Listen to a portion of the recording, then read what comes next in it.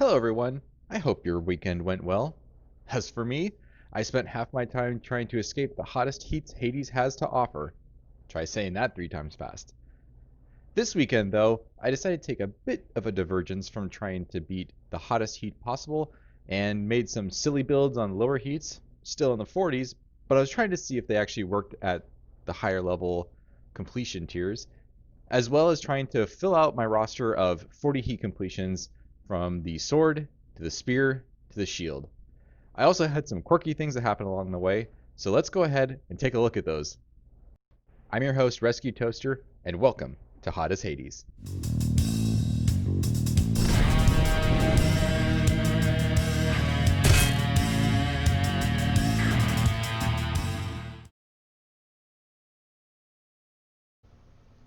The first thing I want to show you is a silly build idea using the duo boon Merciful End. If you've ever watched my stream or seen any of my Twin Fists successful runs on YouTube, then you'll know that I absolutely love Merciful End. I believe it is the most powerful duo boon for the Twin Fists, and even then I wondered, can I make this proc even faster? For those of you unfamiliar with Merciful End, it is the duo boon between Ares and Athena, which immediately triggers any doom effect on a target when it is hit with any deflect attack, and doing an additional 50 damage. My common approach with the Twin Fists is to have Ares' Curse of Agony on attack and Athena's Divine Dash to quickly apply and trigger the effect. With this idea I thought, if I have Merciful End and Ares' and Athena's Revenge boons, could I melt Lord Hades faster than his laser beams could melt me? I call it the Merciful Revenge End, or the Palpatine Ender. To build this, you simply need Merciful End, Curse of Vengeance, and Holy Shield. FYI, I don't know if you can actually get Merciful End from these two boons, as my test runs gave me the core boons that I needed anyways. Behold, the awesome power of the Palpatine Ender! It didn't work. Even with 300 HP, I didn't stand a chance, and to be fair, I could have done the math on this anyways. But it also seemed like it wasn't working as I had envisioned. In my first attempt, I got too close to Lord Hades and found myself avoiding his damage output. Then on my second attempt, my face got melted and it appeared that Athena's Revenge was not proccing Merciful End, but everything happened so fast. So, let's slow things down and see if we can see if it worked or not. It would appear that Athena's Revenge did not hit Lord Hades, or simply didn't trigger Merciful End. Also, the invulnerable shield popped up, and so that could have messed with our results a bit too. Regardless, it's safe to say that this build simply won't work as a DPS raise concept.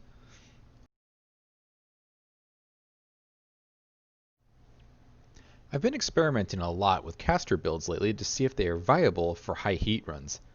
And by caster build, I mean where the primary source of your damage is from your cast, so things like Slicing Shot, Crystal Beams, and yes, Phalanx Shot. And I have to say, don't sleep on Phalanx Shot. When using the Poseidon aspect like I am here, just the common level Phalanx Shot will do 136 damage, plus you can dislodge them from your special fire and not have to chase them around or wait for them to drop out of foes that have them lodged in there. Additionally, if it's a ranged attack, it will deflect the attack and do additional damage. But that being said, the Phalanx Shot does take a little bit to get used to. Now I won't go into detail on this build, but I do want to encourage you all to give it a try if you're at all curious about caster builds. I believe the best caster builds are based on Slicing Shot, Phalanx Shot, Flood Shot, and Trippy Shot, where the last two really do need those duo boons to really shine. So we're talking about Blizzard Shot even after the nerf, and Ice Wine. I have grown to actually dislike Crystal Beams as a primary cast. The reason behind this is the lack of AoE, slow DPS speed, and the targeting by the beams. Crystal Beams can be effective, but requires no less than the duo boon Crystal Clarity, Glacial Stare, and Killing Freeze to have enough damage output, and even then, it's still not all that potent. As support damage, Crystal Beams are great, so do take these for that added damage to add to your primary output. Crush Shot is in a weird place. I mean, it has good damage and a great curse effect, but the range and the actual cast animation time make it quite a liability even as support damage. I find myself needing the weakness curse on armored units, but if I get in close to the enemies and cast, I'm usually counterattacked immediately and take lots of damage. I will admit I haven't spent too much time trying to figure out the quirks with this, so maybe, just maybe I'm using this wrong. I feel that True Shot and Electric Shot need an actual rework. With True Shot, I question the difference between it and Artemis's Aid. Sure, the God Call summons 10 arrows at max gauge and does more damage, but effectively True Shot and Artemis's Aid are kind of the same thing.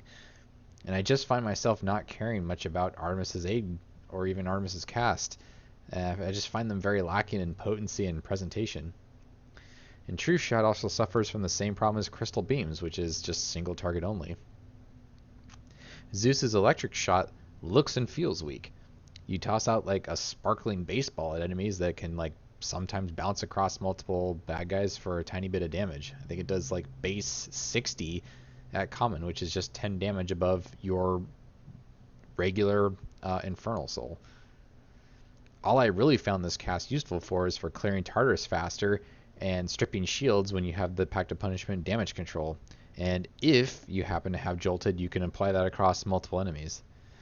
But this cast is probably the most passable of all the casts that are available out there. It does not at all feel like the God of Thunder and Lightning to me. What I would like to see is this cast turned into something more like a Forked Lightning, like from Warcraft 3's Sea Witch, if anyone knows about that.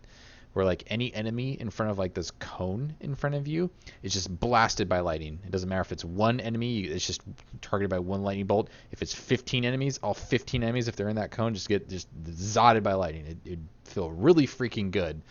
And I think it would also just look cool, and it would just be cool.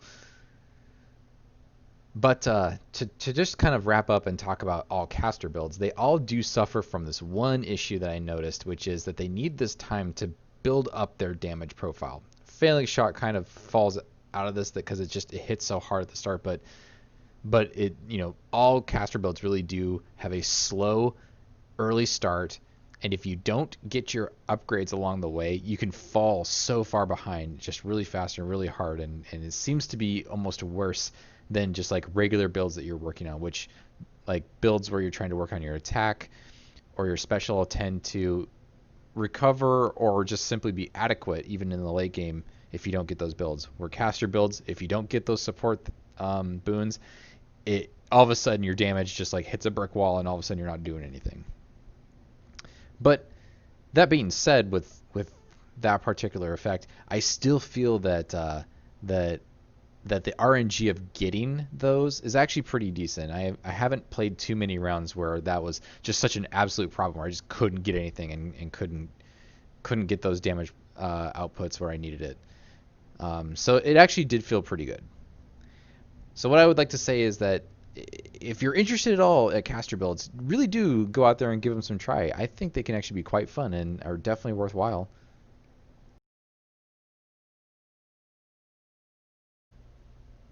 So let's talk about everyone's favorite topic, Elysium. I know when I'm preparing to enter the biome, I don't think, okay, this place is difficult, but if I play well and do it right, I can win.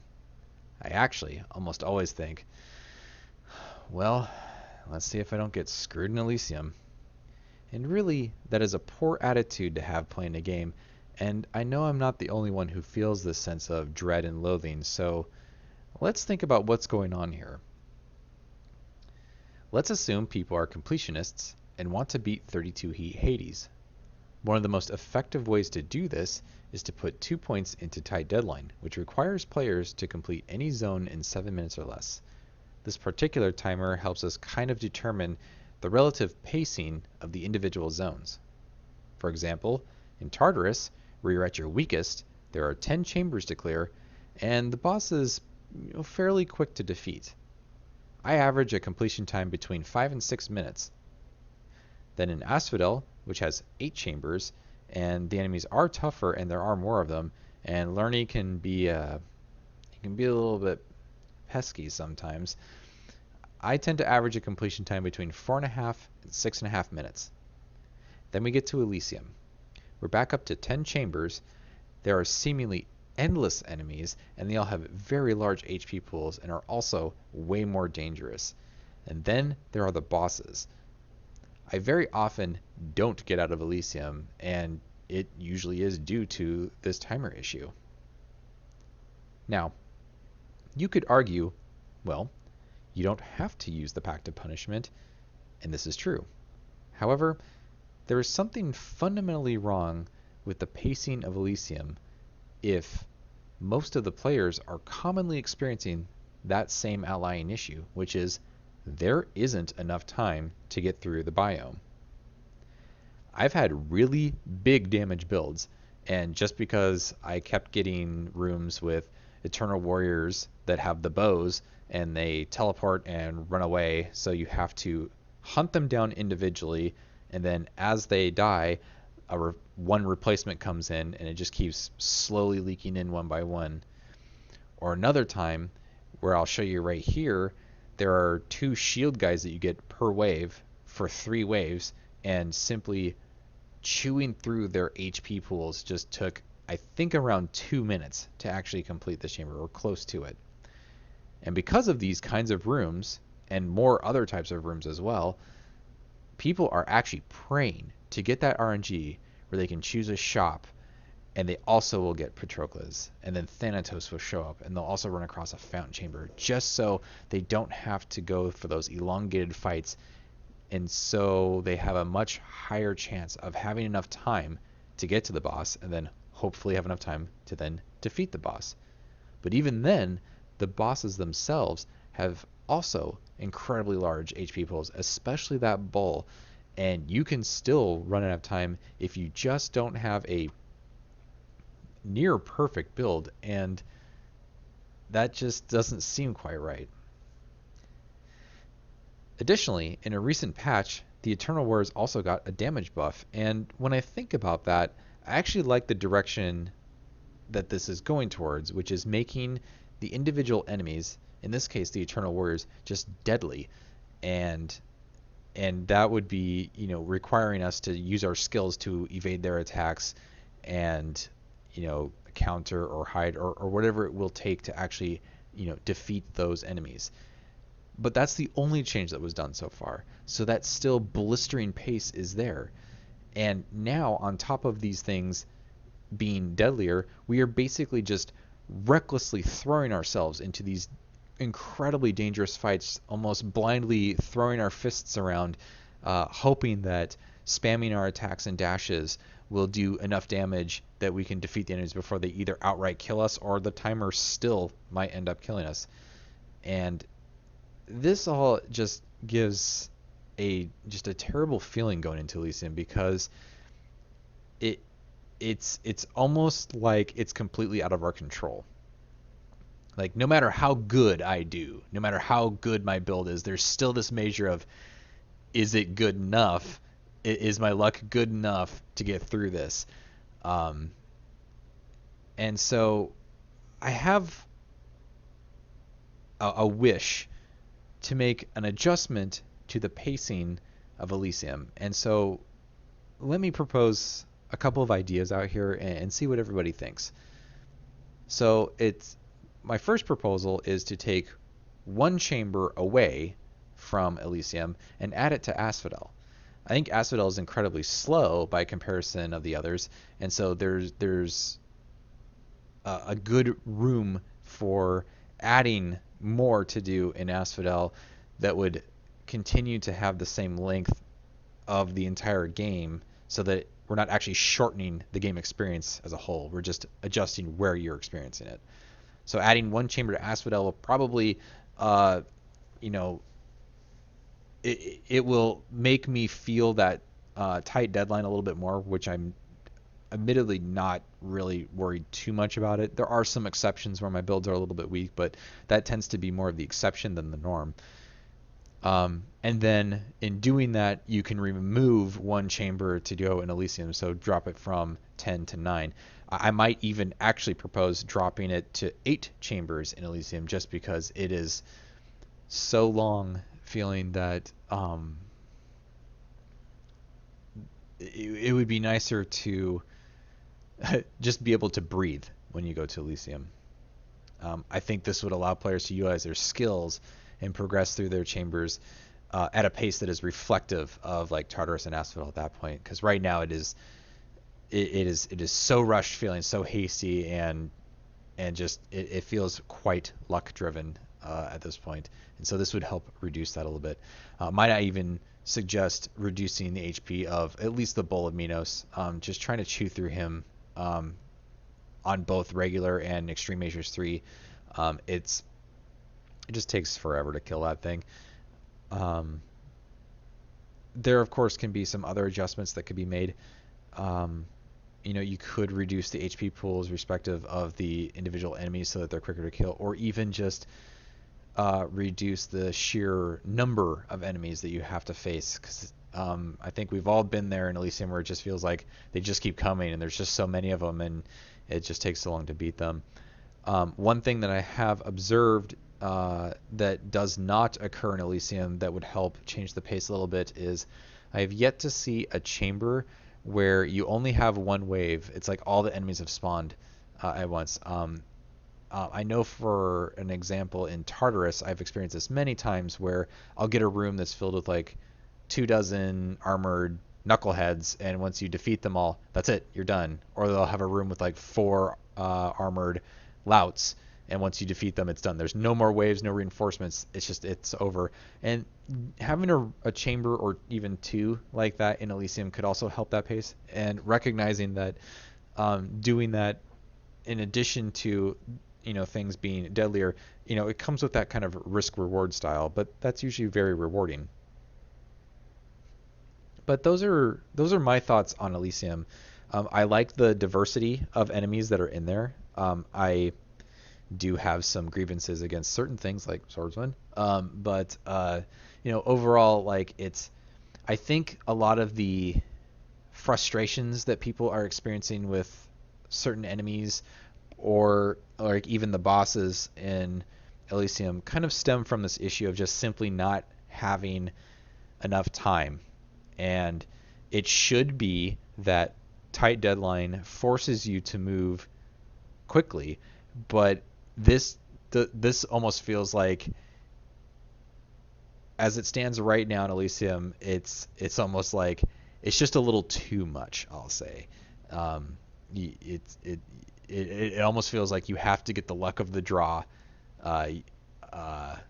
praying that you didn't get Thanatos and Tartarus or Asphodel, that Patroclus shows up, all that kind of stuff. It's almost necessary to get through it, and that just really shouldn't happen.